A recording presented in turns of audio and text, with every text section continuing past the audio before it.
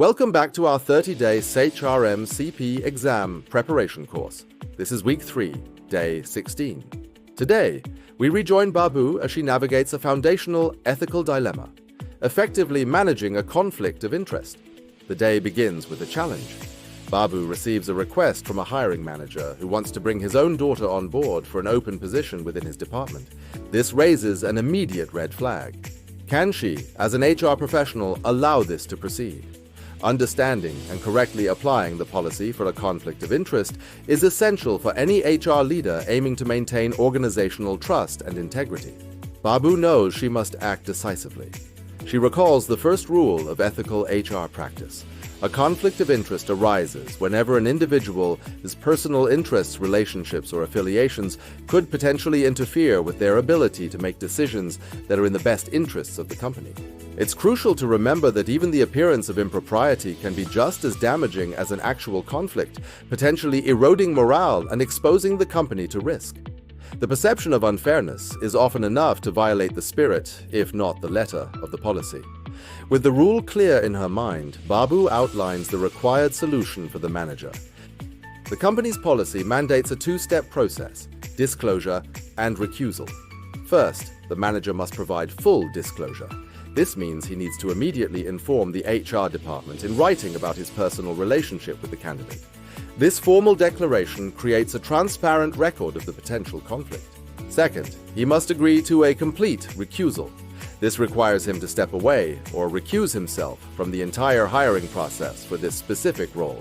This includes screening resumes, conducting interviews, participating in debrief meetings, and influencing the final selection in any capacity.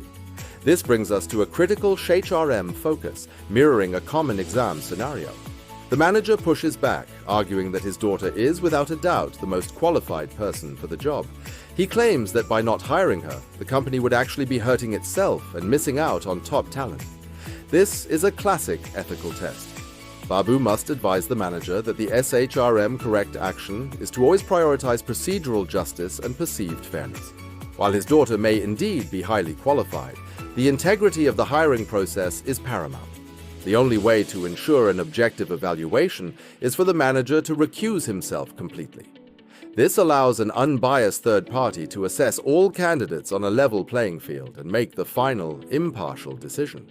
To finalize the process, the hiring decision must be delegated to another neutral manager who has no personal stake in the outcome. This could be a peer manager from another department or the hiring manager's own supervisor. This individual will then be responsible for evaluating the candidate pool, including the manager's daughter, and making the final selection. They will then report their decision back to Babu and the HR department. This structured approach effectively protects the company's integrity, safeguards it from potential claims of nepotism or unfair hiring practices from other candidates, and ensures that the best person for the role is chosen through a fair and defensible process. Let's summarize today's key learning points. When faced with a potential conflict of interest, HR professionals must manage the situation by guiding stakeholders through 3 essential steps. First, ensure there is an immediate and formal disclosure of the relationship in writing. Second, enforce a full recusal, meaning the individual with the conflict must step away entirely from the decision-making process. And third, ensure the final decision is made by a neutral, objective party to maintain fairness and integrity. By following this procedure, Babu has successfully protected the company's ethical standards and upheld the principles of fairness. Tomorrow, we will advance to Week 3, Sequence 17.